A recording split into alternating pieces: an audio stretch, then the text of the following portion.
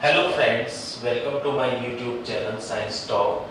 Today we are going to learn about reproduction in angiospermic plants. But before starting the video, please subscribe my channel by clicking subscribe button and also click the bell icon for further notifications. Let's start the video. Angiosperm plants are of large group that comprises those that have flowers and produce seeds enclosed within a carpel, including herbaceous plants, shrubs, grasses, and most trees.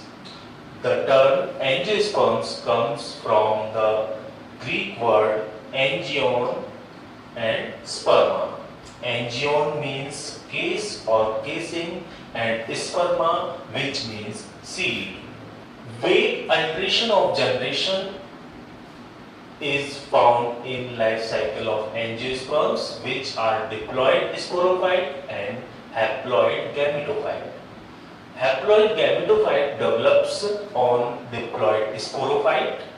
It do not have independent existence. Reproduction in angiosperm are of two types: asexual reproduction and sexual reproduction. Asexual reproduction, production of offspring by a single parent without the formation of and fusion of gametes, is called asexual reproduction. The young ones receive all its genes from one parent. Asexual reproduction is also known as agamogenesis or agamogeny. It is more primitive and hence simpler than sexual reproduction. It involves only mitotic cell division and it is also termed somatogenic reproduction. Asexual reproduction in plants is also called apomixy. It ensures rapid increase in number. Asexual reproduction produces identical offspring, commonly referred as clone. The only genetic variation arises as a result of random mutation among the members of clone. Thus, asexual reproduction is a kind of reproduction involving only one parent, in which meiosis, gamete production, fertilization or nuclear fission, transfer of genetic material between two individuals, and parthenogenesis does not occur. In angiosperms, asexual reproduction or apomixis is categorized into two parts: Agamospermy and vegetative propagation. Agamospermy. A means without, gamos means fertilization, and sperma means seed. So the production of seeds without fertilization is called agamospermy. It is useful for the farmers. Asexual reproduction, in which seeds are produced from unfertilized ovule, it may be defined as the formation of diploid embryo without involving the fusion of haploid gametes or act of fertilization. The second method for asexual reproduction in plants is vegetative propagation. The lower plants reproduce vegetatively through budding, fission, fragmentation, gamete, resting buds, spores, etc. among flowering plants. Every part of the body, such as roots, stem, leaves, and buds, take part in vegetative propagation. Methods of vegetative propagation have been further divided into two parts: natural vegetative propagation and artificial vegetative propagation. So let me take the first natural vegetative propagation. The methods of natural vegetative propagations are vegetative propagation by roots, modified tuberous root of sweet potato, tapioca, yam, dahlia can be propagated vegetatively when planted in soil. The buds present on the root grow into leafy shoots called slips above ground and adventitious roots at their bases. Each slip gives rise to a new plant. Adventitious buds develop on the ordinary roots of Delbergia sisu, populus, guava, etc., which grow to form new plant. Underground stems. The second method of vegetative propagation, natural vegetative propagation, is underground stems. Underground or modified stems such as suckers, rhizomes, culms, bulbils, and tubers possesses buds which grow into new plant and help in vegetative reproduction. Suckers of mint arise from the base of erect shoot, grow horizontally in the soil and then come out to form new aerial shoot. These shoots become independent plant when suckers break away from the parent plant. Second is rhizome. Rhizomes serve as means of vegetative propagation by perennating under unfavorable conditions and producing new cereal shoot during the favorable season. Typha, canna, ginger, turmeric, lotus, and saccharum, water hyacinth. Many other rhizome producing plants propagate vegetatively with the help of rhizome. A single plant of Eichhornia or white water hyacinth produces more than 65,000 plants in one growing season of about 8 months. Third is culms. Culms are highly condensed and specialized underground stems which bear many buds. They permeate the unfavorable conditions and produce new plants under favorable conditions. Plants of crocus, gladius, etc. propagate with the help of culms. Fifth is tubers. Tubers are modified underground stem branches having several buds. Each eye of the potato tuber is bud which grows into new potato plant when planted with a portion of the swallowing tuber. The potato crop is raised by tubers and not by seeds. Next are creeping stems. Creeping stems, for example, runners, stolons, and offsets. Runners are creeping modified stems which produce adventitious roots at nodes. Each node gives rise the aerial shoot which becomes a new plant. For example, doob grass and wood sorrel. Stolons are arced runners which cross over small obstacles and develop small plantlets at their nodes. For example, Vallisneria. Offsets are one internode long runners which develops tuft of leaves at the apex. For example, Pistia. Aerial stems. Aerial modified stems of cacti develop new plants when stem segments falls on ground and act as means of vegetative propagation. For example, Opentia. Leaves. Some plants develop adventitious buds on their leaves which gets deattached and develop a new plant. Leaves of Bryophyllum develop small plantlets with adventitious roots along their margins. Leaves of Calachu, Begonia, etc. develops buds when get injured, deattached and placed on moist soil.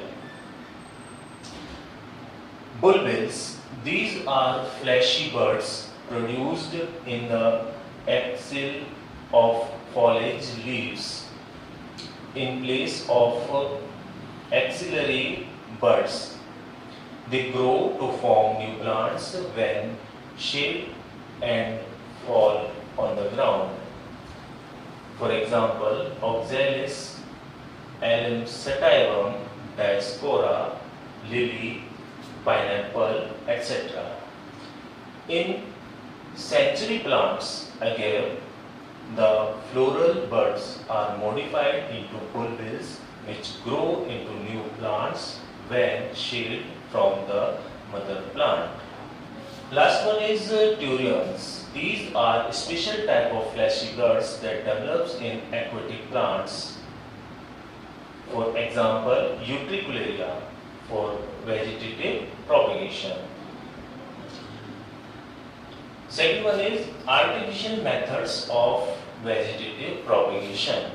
So, there are several artificial methods of vegetative propagation are man-made and developed by plant growers and horticulturists for commercial production of crops. They are called artificial methods.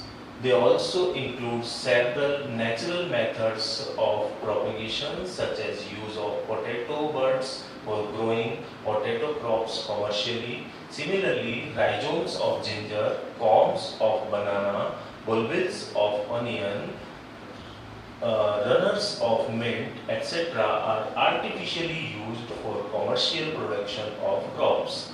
Some of the artificial methods are cutting, layering, and grafting. So, first we take the artificial method of vegetative propagation, cutting.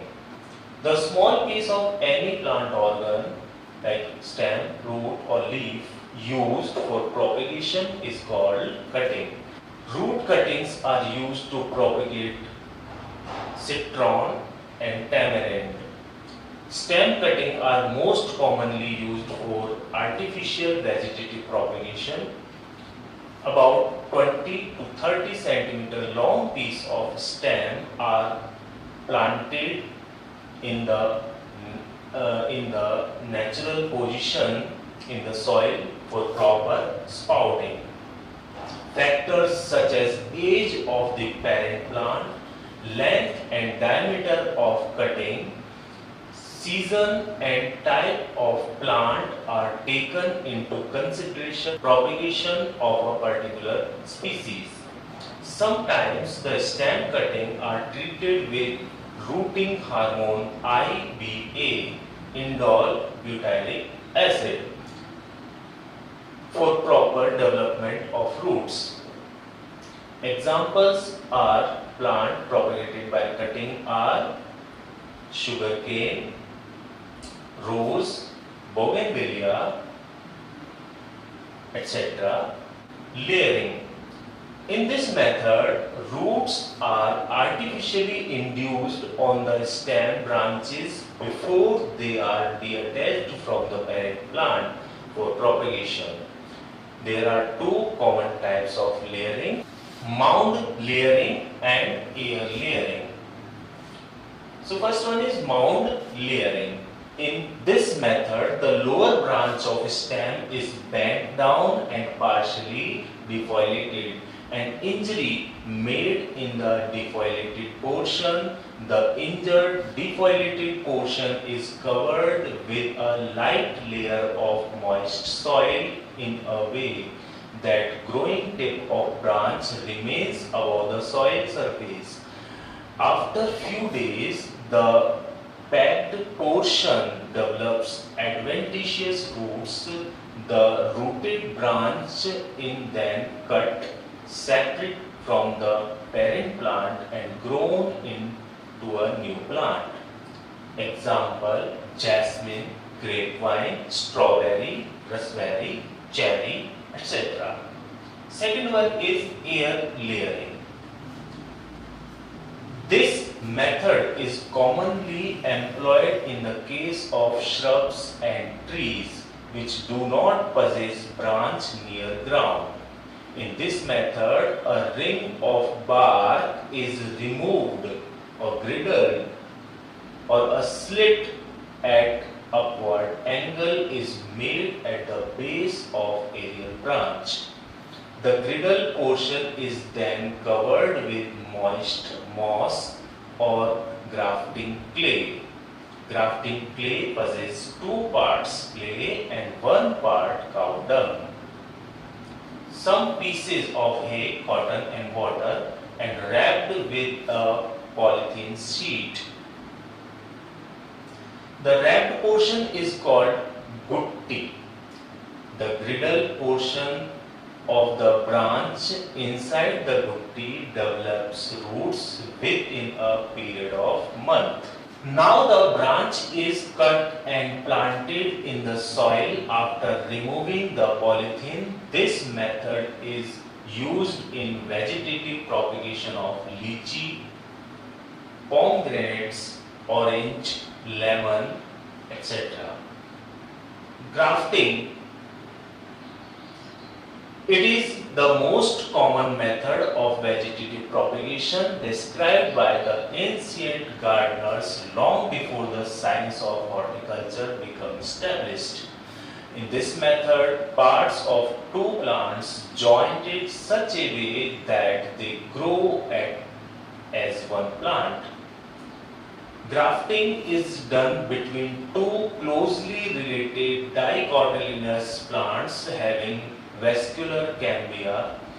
The rooted supporting portion of one plant called stalk is joined with twig and the other plant called cyme. Generally, the root stalk belong to a wild variety which is resistant to disease and pests and possesses an efficient root system for absorption of water and minerals. The cyme is derived from the plant possessing better characters. For example, a cyme of Dasheri mango is grafted on the stalk of this mango. Similarly, cyme of high quality roses are grafted on wild rose root stalks. During grafting, about 4 to 12 inches of long cyme with all the buds intact is placed on the cut end of the stalk and the joint is covered with a layer of wax or clay.